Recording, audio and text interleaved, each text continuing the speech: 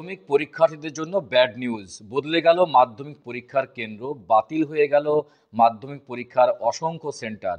তাহলে নতুন কোন কোন স্কুলে পরীক্ষা হবে, অসংখ্য সেন্টার বাতিল হওয়ার কারণ কি?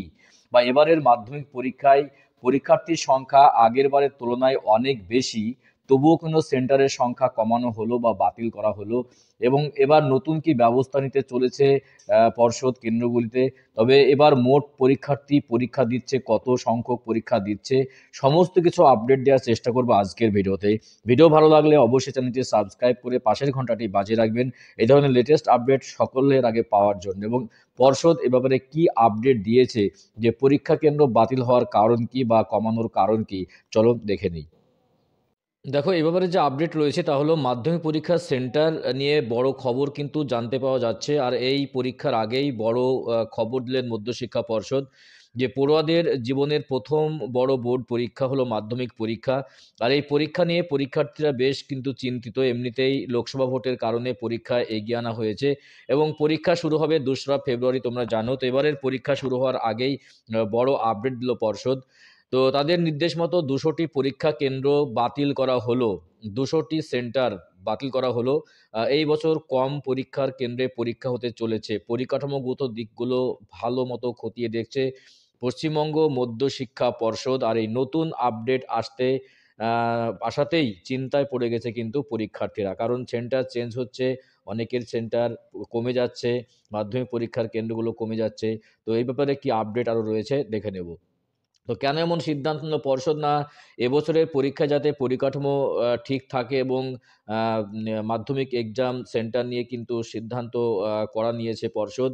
আর পর্ষদ সূত্রে খবর যে এবছর প্রায় 10 লক্ষ পরীক্ষার্থী পরীক্ষা দিতে চলেছে। আগের বছরের তুলনায় এবছর পরীক্ষার্থীর সংখ্যা বেড়েছে এবং 3 লক্ষ পরীক্ষার্থীর সংখ্যা বেড়েছে বলে জানিয়েছে। বলছে আগের বছরের তুলনায় এবারে কিন্তু 3 লক্ষ পরীক্ষার্থীর সংখ্যা বেড়েছে, 10 লক্ষ পরীক্ষার্থী পরীক্ষা দিতে যাচ্ছে। কিন্তু অপরদিকে ভেন্যুর সংখ্যা কমেছে, 200টি ভেন্যু কিন্তু বা সেন্টার কিন্তু বাতিল করা হচ্ছে।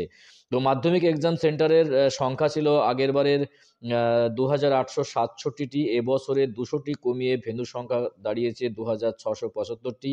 তো 240টি প্রধান ভেন্যু কমিয়ে 48টি সাব ভেন্যু আনা হয়েছে। অতএব চলতি বছরে পরীক্ষার্থীর সংখ্যা বেড়েছে কিন্তু কেন্দ্রের সংখ্যা কমেছে। কিন্তু ভেন্যুর সংখ্যা কমানোতে পরীক্ষা কিভাবে নেওয়া হবে তা কিন্তু চিন্তা করছেন অনেকেই।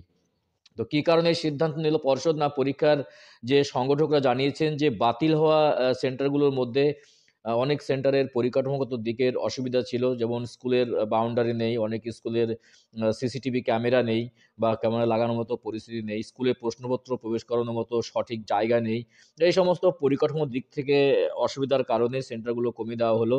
তো পরীক্ষা সঠিকভাবে পরিচালনা করার জন্য কিন্তু এই সিদ্ধান্ত নেওয়া হয়েছে।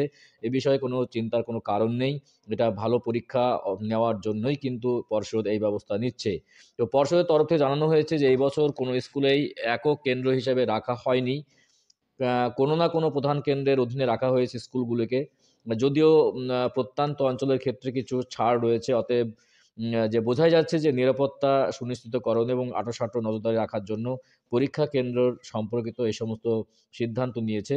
তো মাধ্যমিক পরীক্ষায় পরিচালনা যাতে কোনো রকম ফাঁক না থাকে বা অসুবিধা না হয় সেদিকে কিন্তু পর্ষদ নজর রাখছে এবং আগেরবারের তুলনায় অনেক ভালো পরীক্ষা ভালোভাবে সম্পন্ন হবে এই আশা কিন্তু রাখছে পর্ষদ। যে কারণের জন্য সেন্টারগুলো কমিয়ে দেওয়া হলো, 240টি সেন্টার কিন্তু কমিয়ে দেওয়া হলো। এ নিয়ে কোনো চিন্তার কারণ নেই। গুরুত্বপূর্ণ আপডেট দেওয়ার চেষ্টা করলাম আজকের ভিডিওতে। ভিডিও ভালো লাগলে অবশ্যই চ্যানেলটি সাবস্ক্রাইব করে পাশের ঘন্টাটি বাজিয়ে রাখবে এই ধরনের লেটেস্ট আপডেট সবার আগে পাওয়ার জন্য। তো দেখা হচ্ছে নেক্সট ভিডিওতে এই ধরনের গুরুত্বপূর্ণ আপডেট নিয়ে। ভালো থাকবে, ভালোভাবে পরীক্ষা দেবে, সুস্থ থাকবে। অসংখ্য, অসংখ্য ধন্যবাদ।